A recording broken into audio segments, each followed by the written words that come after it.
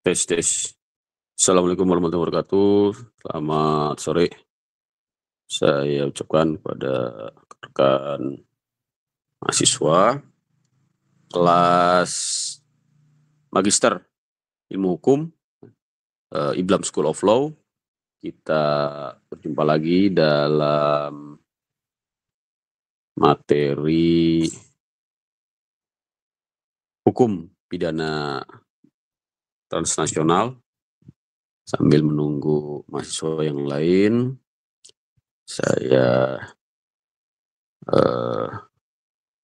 coba untuk presentasi ya, rekan ya. Baik,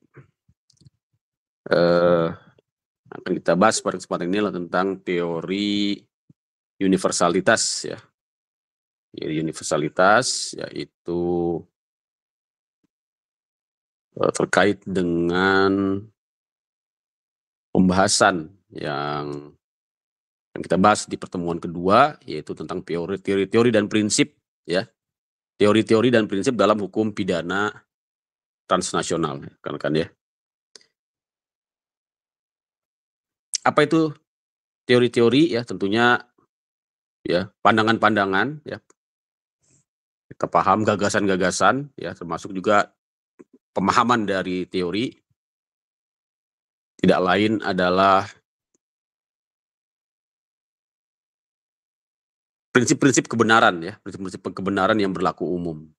Ya, jadi kita pandang teori ini tidak hanya sebagai suatu teori, tapi tidak lain merupakan suatu pandangan ideal ya, konsep ideal dari bidang hukum yang akan kita pelajari, yaitu hukum kejahatan transnasional. Kemarin kita sudah bahas tentang definisinya, ya, tentang ruang lingkupnya.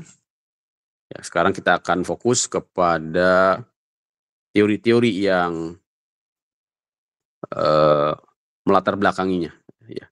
Teori-teori yang menjadi pedoman, ya, yang menjadi rujukan referensi ya di dalam hukum pidana transnasional. Yang pertama adalah teori universalitas ya, teori universalitas.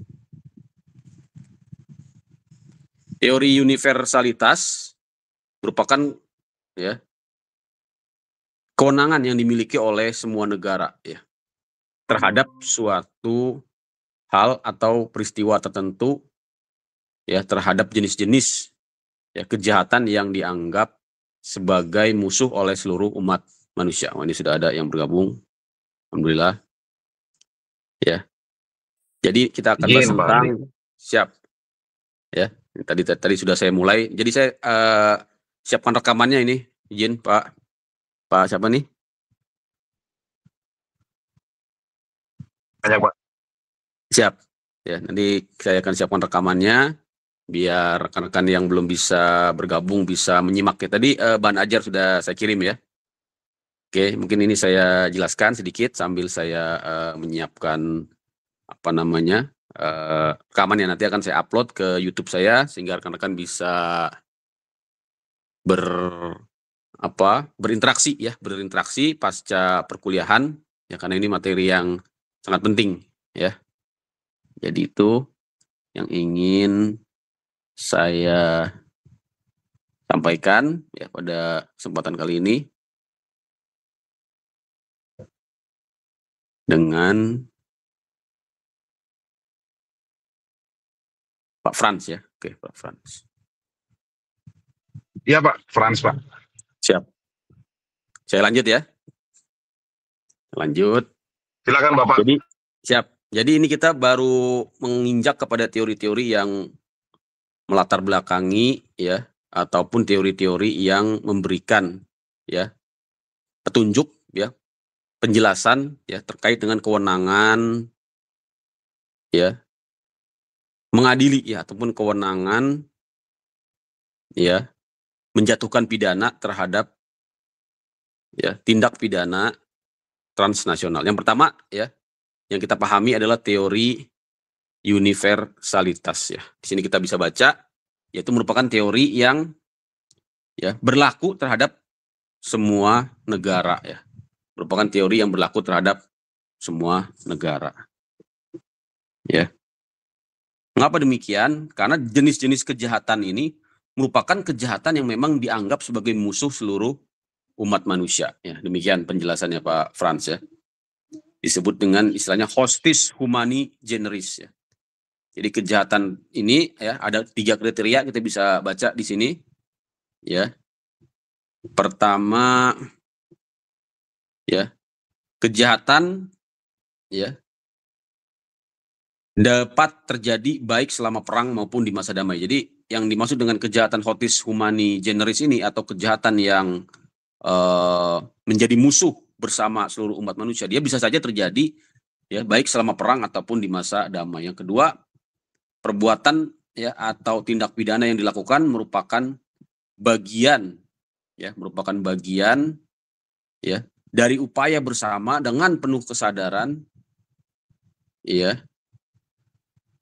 menghancurkan kehidupan suatu golongan atau suatu kelompok masyarakat. Nanti kita bisa jadikan ini ya dalam apa? Dalam kita juga melihat refleksi ya.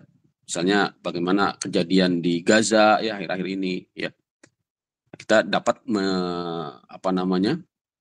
melihatnya dari kacamata hukum ya pidana transnasional. Apakah sudah terkategori ya seperti ini, hostis humani generis. Yang ketiga kejahatan tersebut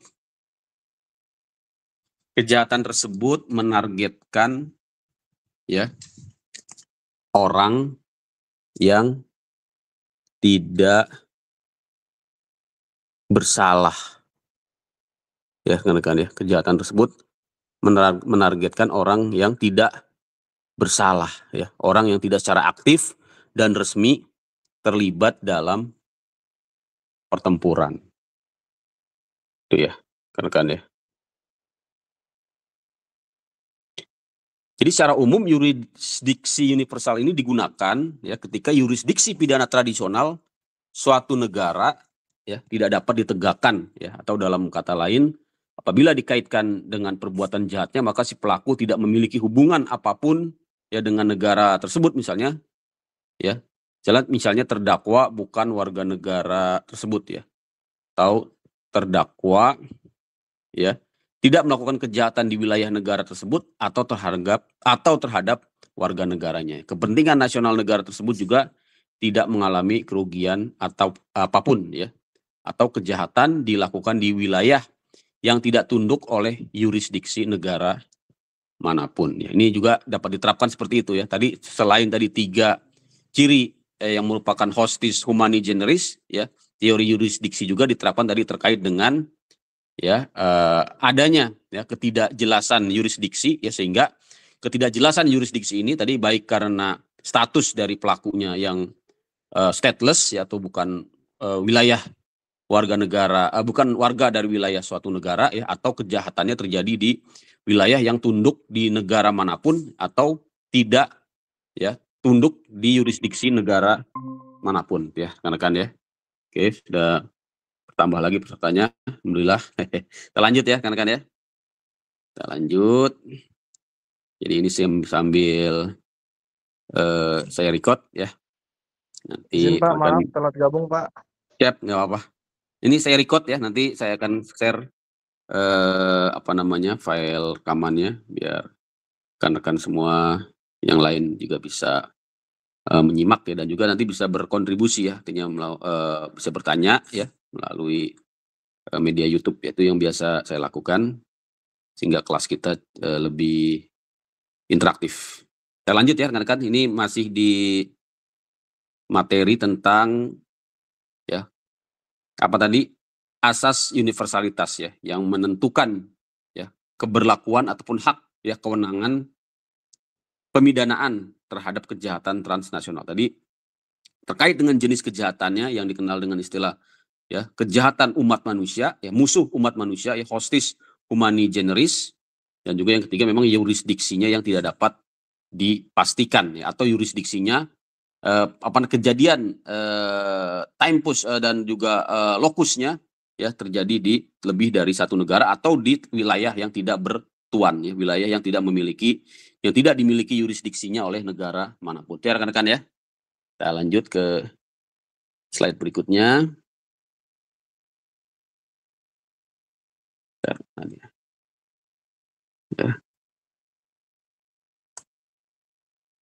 Oke, nanti ya. Nah ini ya. Oke, jadi ada 3 yurisdiksi ya. Yurisdiksi universal murni, kan ya.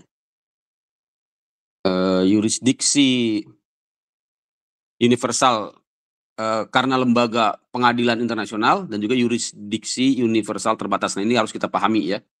Bagaimana suatu yurisdiksi universal itu menjadi apa? Menjadi dasar ya kewenangan ya pemidanaan terhadap ya pelaku kejahatan transnasional. Yang pertama, yurisdiksi universal murni. Artinya negara ya boleh ya, negara manapun ya. Negara manapun boleh atau bahkan wajib ya menuntut kejahatan universal ini ya, tanpa memandang lokasi atau pelaku bangsanya. Dan kita kemarin sudah melihat gitu ya.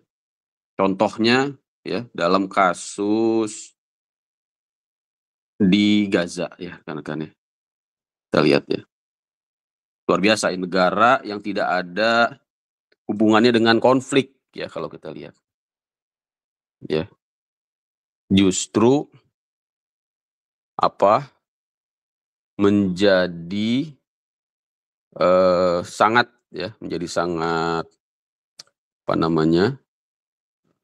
memiliki kewenangan dalam memberikan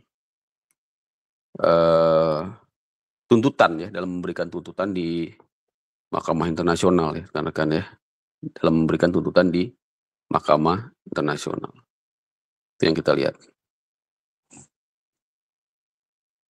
Negara apa? Negara Afrika ya, negara Afrika Selatan yang jauh dari situasi pendudukan ya di Gaza ya, tapi dia justru yang kita lihat ini kita lihat contohnya sudah ada ya, yurisdiksi universal murni ya.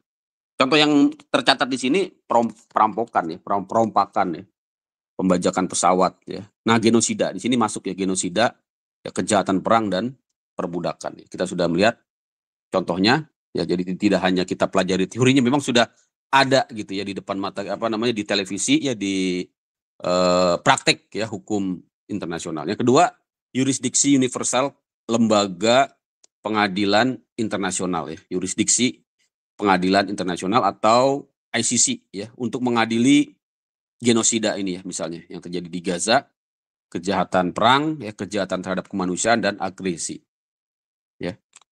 Yang ketiga, yurisdiksi universal terbatas ya, yurisdiksi universal terbatas ya rekan-rekan, yaitu negara hanya dapat mengadili jika sudah meratifikasi konvensi internasional yang relevan dan mengadopsinya ke hukum nasional.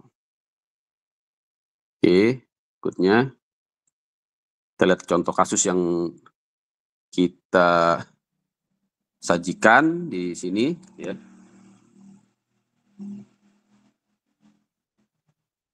Yaitu kasus antara Attorney General of Israel, nah ini kasus tentang Israel ya, versus Eichmann yang diadili Israel meski kejahatan yang dilakukan di wilayah Israel karena merupakan kejahatan internasional yang diakui secara universal. Ini memang kasus lama ya, tapi yang terdekat ini sebenarnya yang lebih relevan ya kasus pengadilan internasional ICC yang memutuskan bahwa ya kejahatan perang ya yang dilakukan oleh Israel ya. Jadi catatan untuk hukum pidana transnasional ya, yurisdiksi universal tidak berlaku otomatis untuk pidana transnasional. Jadi memang ada perbedaan ya antara pidana transnasional dengan yurisdiksi internasional. Ini perlu rekan-rekan pilah-pilah, memang agak perlu pendalaman ya. Karena sifatnya berbeda dengan pidana internasional ya. Yang tadi yang saya katakan genosida, nah itu lebih ke pidana internasional gitu ya.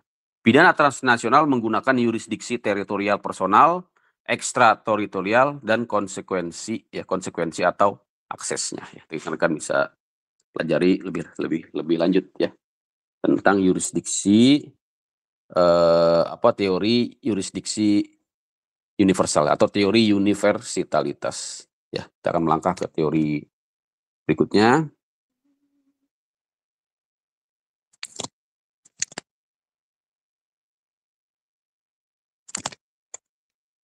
Jadi kita lihat di sini ya penjelasan singkatnya dari materi kita.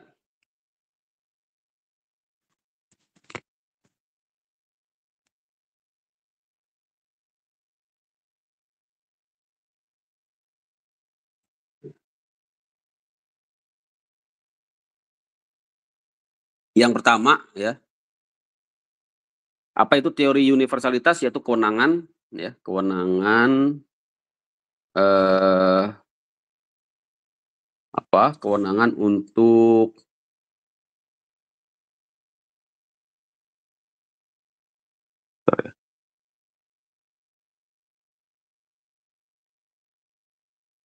semua negara ya mengadili pelaku kejahatan umat manusia ya, kan ya. Kewenangan semua negara untuk untuk mengadili kejahatan umat manusia ya.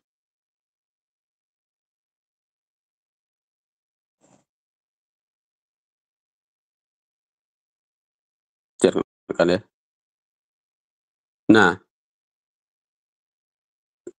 dari mana sumber kewenangan tersebut? Karena sifat dari kejahatannya yang merupakan kejahatan yang bersifat universal ya, kejahatan yang bersifat universal. Rekan-rekan ya. Apa itu kejahatan yang bersifat universal? Yang disebut hostis humani generis ya, terjadi ya baik di masa perang ataupun damai, kemudian adanya ya upaya sadar untuk menghancurkan kelompok masyarakat, kemudian menargetkan orang yang tak bersalah. Nah, kemudian jenis-jenis dari yurisdiksi universal ini ada 3 ya. Tadi yang murni, artinya dapat bahkan wajib ya menuntut tanpa memandang lokasi kebangsaan. Nah, kemudian yang kedua yurisdiksi karena ya adanya lembaga internasional ya yang berwenang ya melakukan pengadilan ya pengadilan ya memutuskan ya kesalahan ya dari tindak pidana internasional atau transnasional tersebut ya, misalnya kejahatan genosida ya, kejahatan kemanusiaan lainnya ya, kejahatan perang, agresi, dan juga ada yang bersifat terbatas yang hanya berlaku apabila suatu negara telah mengkonvensi ya, meratifikasi konvensi internasional dan mengadopsinya ke hukum nasional ya. Itu rekan-rekan ya, saya kira itu ya bisa dipahami. Berikutnya kita akan bicara tentang teori yurisdiksi yang menjadi teori kedua dari teori ya hukum pidana transnasional. Ya, rekan-rekan ya.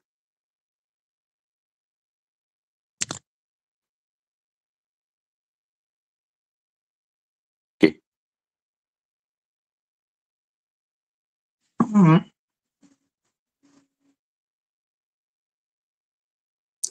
Apa itu konsep yurisdiksi ya? Yang pertama yurisdiksi negara ya, yurisdiksi negara ya di mana hak atau kekuasaan untuk membuat atau menerapkan ya, menegakkan hukum dan mengadili ya. Itu yang kita pahami sebagai ya konsep yurisdiksi atau kedaulatan ya, atau kedaulatan negara, sovereignty ya. Yang kedua ya berdasarkan Konvensi Montevideo 1933 yaitu berdasarkan kedaulatan negara di mana penduduk ya, kita ingat bahwa konsep negara, konsep kedaulatan negara itu ada 5 ya, ada 5. Penduduk tetap ya, wilayah, pemerintahan berdaulat, kemampuan berhubungan internasional. Ya, yang ketiga yurisdiksi mencakup ya legislatif yang memberikan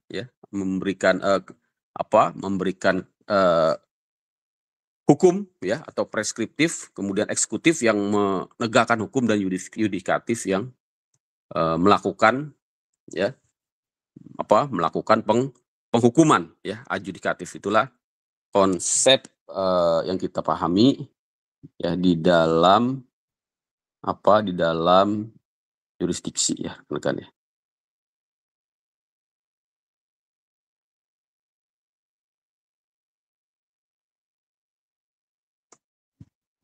Jadi itu macam-macam yurisdiksi ya. Kemudian kita juga mengenal macam-macam yurisdiksi ya, baik itu yurisdiksi teritorial, yurisdiksi personal, yurisdiksi kebendaan dan yurisdiksi ekstrateritorial, konsekuensi dan akses. Tadi sudah kita pelajari ya, sudah kita bahas sedikit. Yang pertama yurisdiksi teritorial, ini yang tadi juga terkait dengan yurisdiksi universal ya, ketika wilayah teritorialnya terdapat ya apa ketidakjelasan ya atau adanya apa wilayah yang ya dimiliki ya oleh lebih dari satu negara ya, beberapa negara bahkan ya rekan-rekan ya. Kemudian karena teritorialnya ada dua ya, yang subjektif dan objektif ya. Subjektif karena pelakunya ya, kejahatan dimulai di dalamnya dan selesai di luar wilayah. Objektif artinya objeknya ya, kejahatan terjadi di luar tapi dampaknya berada di dalam. Kemudian dari segi pelakunya atau personalnya ya, termasuk juga korbannya di sini ya, nasional aktif dan nasional pasif ya, yang kita sama-sama pahami di hukum pidana ya. Kemudian terkait dengan aspek kebendaan ya, in rem, yaitu atas benda milik negara atau warga negara di luar negeri. Yang berikutnya ekstrateritorial, yaitu wilayah di luar negeri ya, laut lepas, ruang udara ya, atau kutub tadi ya. Dia ini masuk ke dalam yurisdiksi universal ya. Yang ketiga konkurensi, artinya lebih dari satu negara ya, lebih dari satu negara yang memiliki yurisdiksi ya. Maka di sini nanti bagaimana pemilihan ya, choice of law-nya dengan kompromi atau koordinasi ya rekan-rekan ya. Yang ketiga ya, terjadinya kejahatan transnasional ini karena adanya akses ya, terkait dengan adanya akses berupa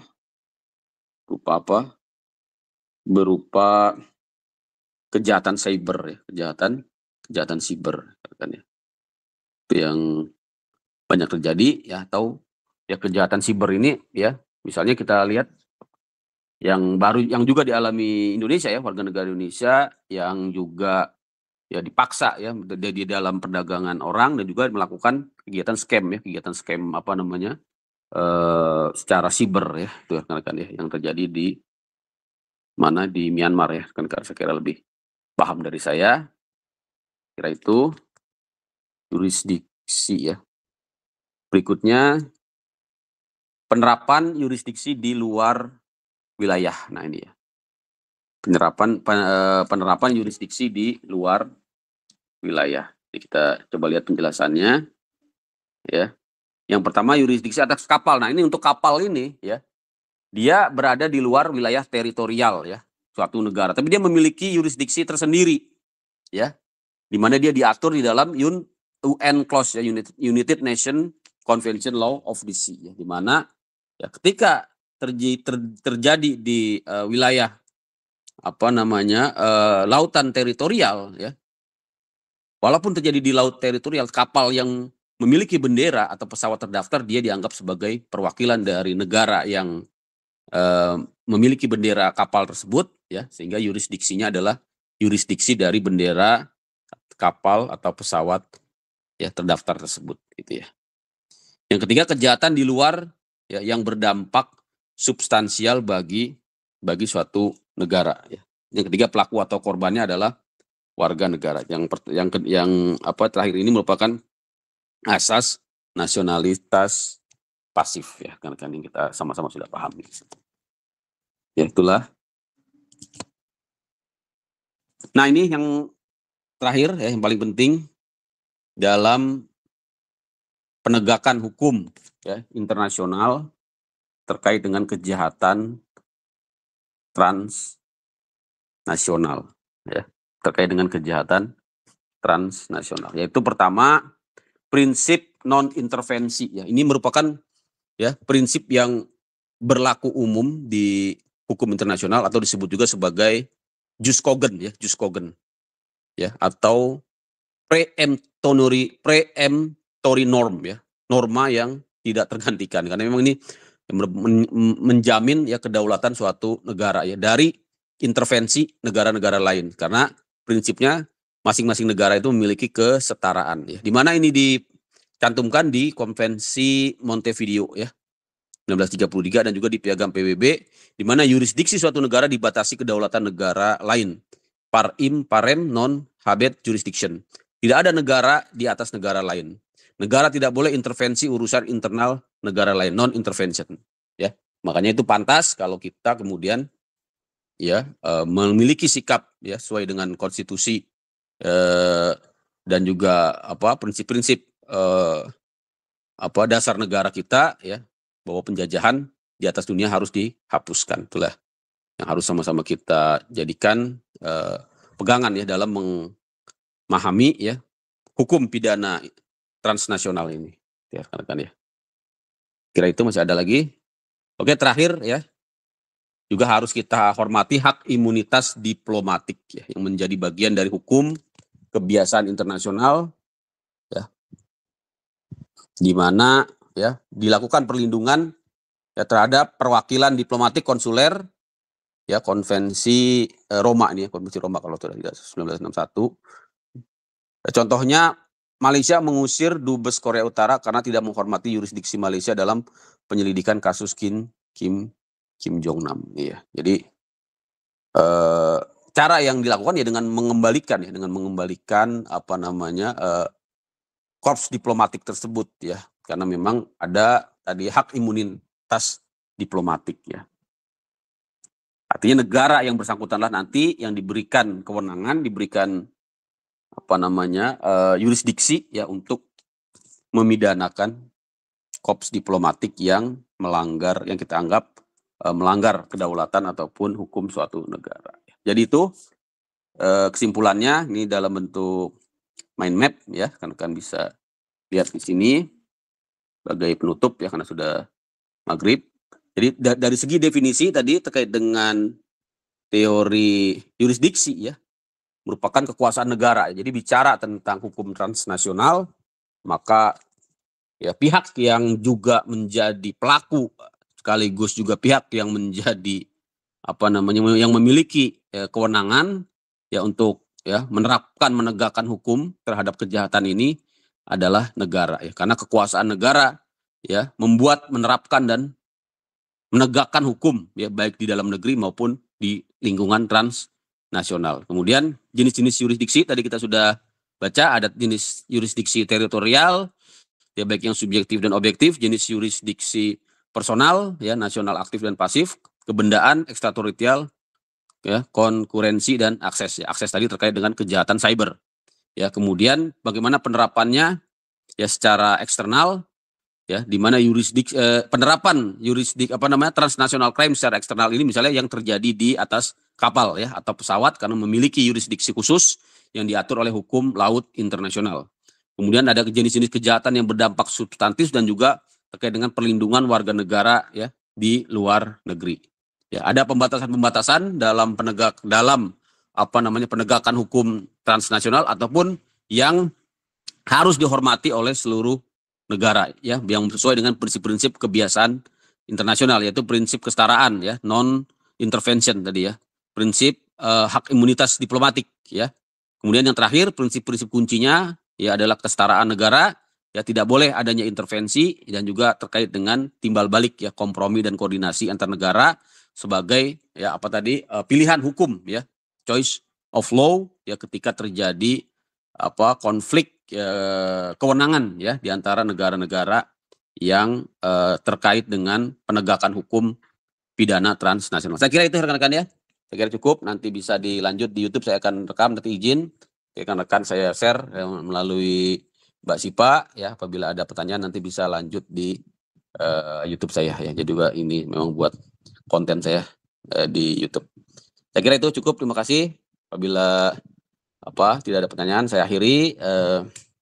Terima kasih. Mohon maaf apabila ada kekurangan dalam penyampaiannya. Izin, silakan rekan-rekan bisa meninggalkan ruang meeting. Terima kasih. Terima kasih, Pak. Terima kasih, Pak. Terima kasih, Pak. Terima kasih, Pak. Selamat sore. Ya, sore.